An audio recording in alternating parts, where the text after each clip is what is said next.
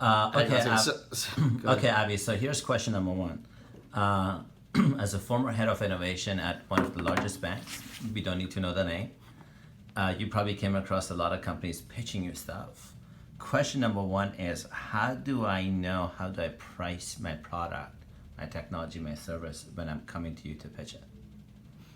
So what you want to do is you want to first of all get an understanding of where you fit in their overall priorities. So is this something that, hey, they're already making a decision, they know what they want, and you're one of the vendors. And if you know what you want and you're one of their vendors, then it's easy for you to just price it properly, like it is a normal sale. Yeah. Okay, don't treat it any differently. Yeah. Don't try to set them up. They may want to test it for a bit, but their plan is to roll into implementation because they know what they want.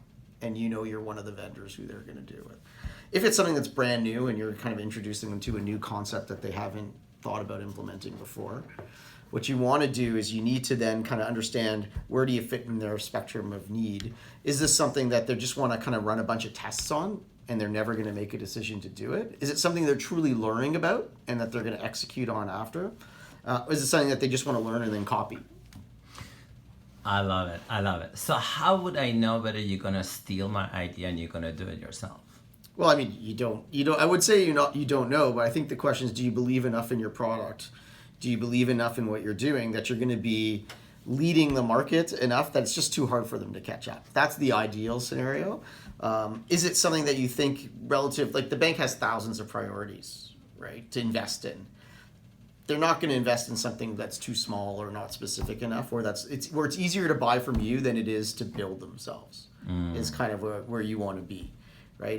They'll take the least frictionless path, right?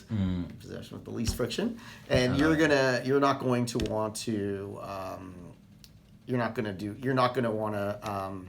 If it's easier for them to buy from you than to buy from someone else, then they'll stick with you.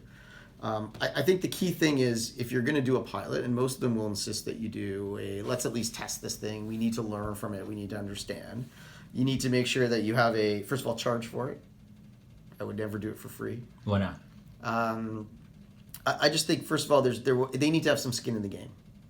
Interesting. Right? They need to be committed to actually doing something with this, to trying it out and rolling it out. If they don't put money in, even if it's small money, like cover your costs. Just at least make sure you're not. Otherwise, they're not serious enough about it if they're not going to pay you for it. I got it. And they'll never. And your goal isn't to do a pilot. No. Your goal is to get them to roll it out. Yeah. Whatever that means, right? To do a real deal with you. I love it. And if they don't have any money in it and any skin in the game, they're not going to be committed. So that's one. Two is you need a finite end date. Right? That's valuable. So you cannot sit there and say, we're going to we're going to do this and we're going to run it until you decide you're done. I love it. No, it's like it's a 60-day test. It's a 90-day test. It's up to you. You can always extend. There's no downside. It's up to you, but take the control of it. But the pilot's got to have an end date where you turn it off. Yeah. And hopefully, if your thing is interesting enough, they're excited and interested enough to say, well, crap, I can't live without that. Yeah. Like, I need to keep that thing turned on. Yeah. Or I need to roll it out more broadly. Yeah. They may also try to negotiate the real deal before. There's two. You can kind of go either way on that. I love it. Right? You may want to deal, like, there's an advantage that sometimes they want to know, okay, how much is this really going to cost when we do this for real? And they may actually negotiate all the way through. I love it. Which is not a bad thing, because then you know they're committed. On the other hand, you may be underpricing because they haven't seen the value.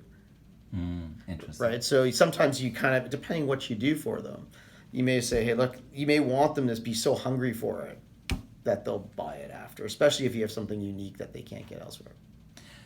I know a lot of CEOs of technology companies, AI, blockchain, whatever. The one thing I can tell you consistently is none of them got trained in the art of negotiation.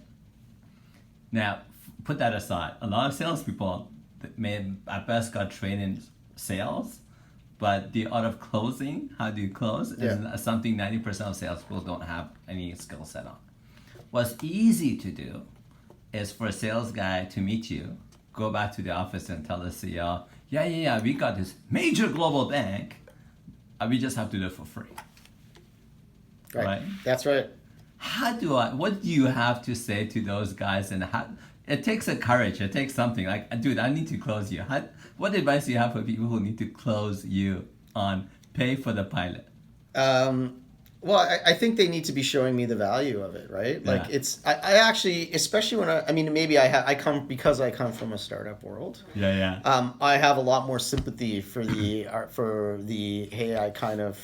I should at least be paying you something for your time. Oh, I love it. So I come from that world, so selling me is a little bit easier maybe than selling someone else. But I think from your side, if you actually believe in what you do and you believe in your product enough, It's good to go. then frankly you should believe that there's value enough in even doing a pilot. So that's why the pilot shouldn't be a kind of random test. It should be something that has demonstrable value at the end. So at least I know what you need to convince me of is that I will get value. So let's say I'm paying you $20,000 for a pilot. I need to believe I'm getting value at the end of that $20,000, and I've been teased enough to buy The whole the thing. next thing. But you can't. I would never do it for free. I mean, I would if you're an IBM. Yeah, you're going to do it for me for free. Oh, really? The bigger I am, The bigger you are, the more your pilot's free. Oh, really? Why? Because you can afford it. Like you're designed, because you're a company that's designed for that, right? I mean, part of if I really believe in what you do and I like your company and I want you to survive. Yeah. I want you to survive. Like I'm not worried about IBM doing a pilot for free. Right. Right, because they can afford it. That's how they're designed, right? And they know that there's a big check on the other end if they do it right. A smaller company, like I don't want them. Like I'm also, is enterprise customers can be demanding even in times of a pilot, Yeah, absolutely. right? So you need to be prepared for me to I want to pay you because I'm going to be demanding. Yeah. You were the vice president of innovation for one of the largest banks. I bet you selling to you or to the bank would be a long sales cycle. How do I weather the long sales cycle when I've got weekly checks to pay? Yeah, I mean, you first of all just don't rely on one. You can't rely on me Yeah, as yeah. your customer, Yeah, right? yeah. I mean, that's really important. That's why I mean the pilot has to be a fixed amount of time. So number one, I think you need to make it easy for me to say yes by framing a pilot that's simple and interesting and that's kind of contained. The more complicated it is, the more people I need to say find on board. Yes, the longer the sales cycle it's going to be. I wouldn't rely on a single customer that told you. And then going back to your sales example, right? The one that says like I just won the big deal. Like no, you didn't. Right? You've kind of got some entryway, which is good, but you got a long way to go. So have 50 of those. Don't rely on me and make sure that you allocate your time and effort appropriately as opposed to putting it all in on me. If you're going to call me every week, like you have to realize that there is a long sales cycle. Especially if it's something brand new that I don't know if I was looking for it in the first place, right? I have to go find someone who was interested in it. I have to find a business customer, I love it. and you need to figure that out in advance, right? So I mean, the only way you can't weather the sales cycle trying Yeah. to sell to one bank. Yeah. I also think that you kind of have to go and I would definitely not be stuck in Canada. From the hundreds or thousands of vendors you met, can you give me some quick bullet points, 3 things that most people did wrong? Most frequently wrong things to do.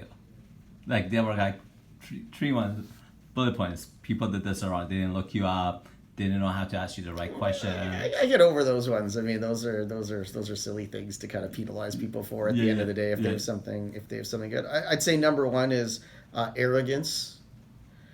Like there's a mix between there's a balance between knowing, hey, I have a really good answer and solution for you. Yeah, and then And there's the, hey, like you want to take it or leave it, it's up to you. Well, there's a balance there, and arrogance doesn't help you get over that line. So that's kind of number one. So that's a negative. Making it hard for me to say yes. So if a pilot, if I need to try something out, like the reality from an innovation side, in particular from my business where I used to deal with things that they weren't things we were looking to do. They were things that you're explaining. You're trying to sell me on the concept, right? So number 2 would be make it easy for me to say yes by helping me to frame a simple, controlled experiment that lets me learn from your what you do, and make sure I realize value from it at the outside. So that's kind of number 2. Make it easy for me to see yes for framing a pilot. And I'd say third is third would be I had another good one. The third one would be that's a good question. I'm sure I have another one, but those are I'd say what don't I want you to do is I want you to make it easy for me to say yes. I want you to just don't make it make sure don't be stuck in what your use case is, right? Be flexible. So I'll never forget, like there was one very large company and we went in and we explained to them, here's what we want to do with your technology. It's kind of taking what you do, but we're going to turn it a little bit on its head because we think it has a real good application to solve that problem for us.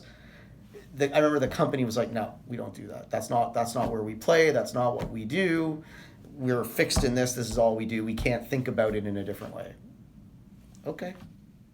So be flexible because frankly, especially if you're a smaller company just learning, I've just opened a whole new market for you potentially. Absolutely. So don't be stupid and tell me that, no, I mean, but that's really important, That's right? right. Like That's it. be open to the fact that you're going to learn from your customer and they're going to tell you, yeah, I know you're really focused on X, but I think if you do it a little bit like this, you will have a whole new opportunity and this is a better way. So let's test it in this context instead of this. So be flexible in how you work with it. Now, my last question. What can I do to create a sense of urgency? Because I may come to you and say, hey, Avi, I've got the world's best enterprise software management for the whole bank. I'm making this up, right? Or I got the best lead generation brand, blah, blah. I don't know whatever it is. You'll go, that's interesting.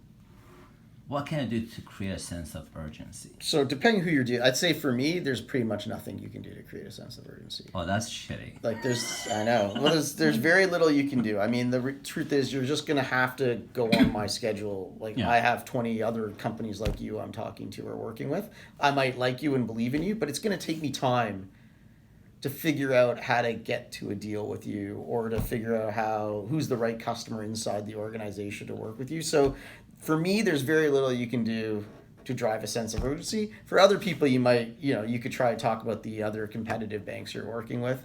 It may get them a little bit more nervous when we just rolled this out for this organization, this organization, this organization. And you may say, oh, well, I don't want to be left behind. That doesn't work on me because I think that's usually crap. Yeah. And even if it's true, so what? Yeah. It's, so an extra month or two doesn't make a difference to me. An extra 6 months doesn't matter to me. The real question is you're just going to have to wait and work on my schedule and believe that you've got something worth value to us and our organization, and we will get there. It's just going to take time. Let me ask the question differently. From the people who have caused a sense of urgency in you, what has worked? So what I know doesn't work is to say, hey, Avi, I'm rolling this out with the other banks. Right. I know that doesn't work. It doesn't work for me. I know it doesn't work for you. But what has worked in terms of creating a sense of urgency? Calling your boss? No. you close your eyes and you say that. Well, I've had examples of that actually. Where people have tried to go, like if I'm your entry point and you're dealing with me and you start going around, that's a deal killer for me. Absolutely. You found someone else to deal with. Hey, I'm done with you. Go work with them. Yeah. Right. So I'd say do not do that. Okay, good.